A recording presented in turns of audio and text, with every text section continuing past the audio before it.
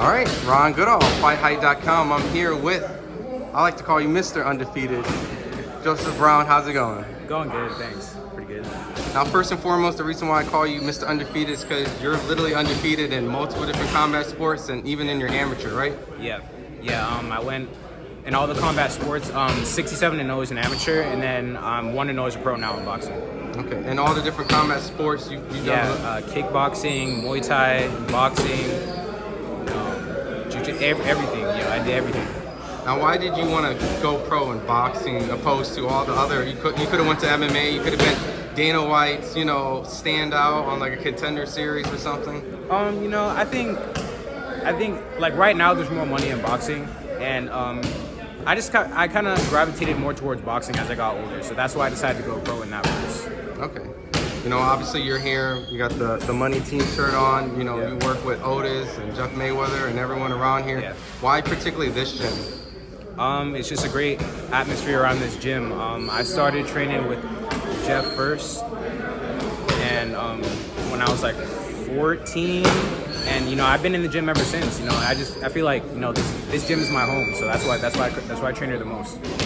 Now, there's a lot of talent that you've been around. Who's some of the people that you worked with, got a chance to spar with, and kind of get busy with? I'd say like good people in the gym, like Carmel Moulton for sure. He's gonna be world champion one day. As far as like world champions, I've been in the ring with Jaron, Ennis. I sparred Chris Eubanks here actually. So yeah, I've gotten to spar a few really good people, get some good experience in. What was it like to, spar? Like, what weight class are you? Because you're awfully kind of... 154. 154? Yeah. Okay, so it makes sense with a Chris Eubanks, Jaron. Yeah. What was it like? Because Jaron's a pretty damn big welterweight, so... Yeah, when I sparred him, he wasn't in camp, so he was really, really big. But he even out of camp, he's super sharp, you know what I mean? Like, super, super sharp. I learned a lot from that sparring.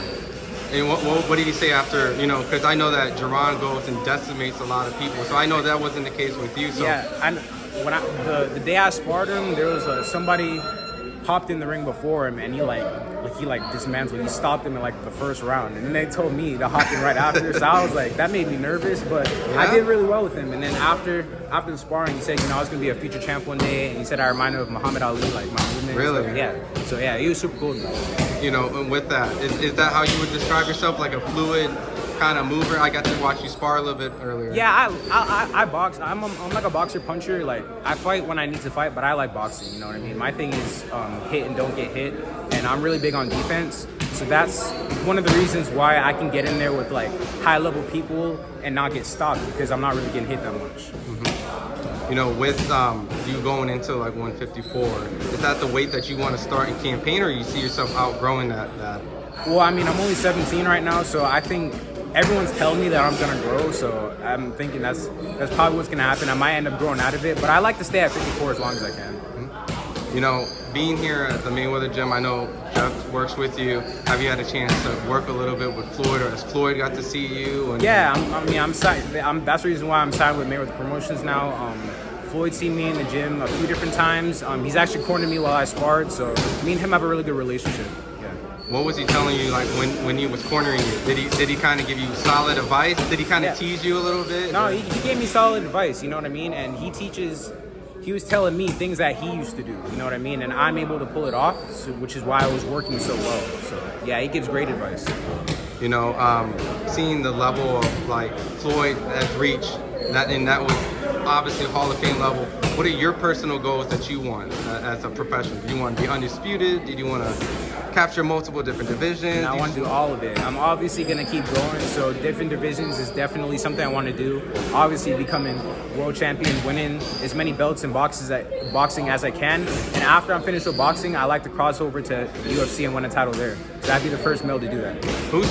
Have you got to like do any type of like MMA training in Vegas? And if so, have you worked with anyone notable? Yeah, my MMA coach in Vegas, Dewey Cooper. I've been training with him for a while, so he even keeps my boxing sharp, but he keeps my MMA sharp too, because he's trained a bunch of different UFC champions. Yep. The list is crazy. So Francis Ngannou is the most notable one right now. You probably got working with. So with that transition of wanting to be a boxing and a UFC champion,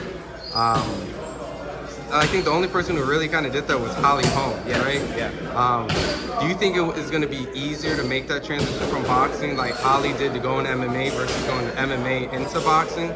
For the regular person, absolutely not. But for me, it's going to be pretty easy because I've been doing it my whole life. And I still train in MMA till this day. And I'm going to continue to do that until I'm finished with boxing. And then I'm going to transition over. And then my last set of questions, you know, there's some fights that came out. Yeah. Huge, you know, Tim Tszyu versus Keith Thurman. I mean, do you have a prediction? I mean, essentially, you know, he's going up into your weight. Yeah. You know, and he's fighting a really big guy, a strong guy. Yeah. You know, Keith, I like Keith Thurman. I've talked to him a few times. He was real cool with me. So, I mean, like, to go against him is kind of hard. But he's coming off of a long layoff. And Tim Tszyu's strong. You know, he's a young, strong guy. So, I mean, like, I'd probably, like, favor Tim Tszyu a little bit. But I think Keith's boxing experience, because, you know, I mean, he's a two-time world champion, that might kick in. So it should be a pretty good, interesting fight. And lastly, you know, there's Rolly defending his title for the first time, potentially against Pitbull Cruz. I don't know if the title is on or not, but yeah. Do you have a prediction on Yeah, that? that title's on the line, and it's going to be a good fight. I think I'd have to go with Rolly for that one, because Rolly's a pretty big 140-pounder already, and Cruz is small, and he's coming up in weight. He's coming up another division, already being a small guy. So I think Rolly might be a little bit too big for him. Is there any chance that Pitbull can pull it off? If so, is it going to be his activity? He definitely has a chance, because I mean, Joseph Brown's TMT up next. I already know. At the end of the day, like, he can punch. Pitbull can punch. You know, he's proved that with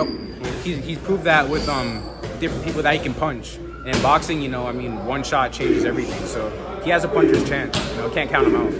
All right, and then before I let you go, where can the fans catch you before, you know, you get that nice announcement coming maybe hopefully soon? Yeah, all my socials are Real Joseph Brown. All right, awesome. Thanks, champ. Yeah, thank you.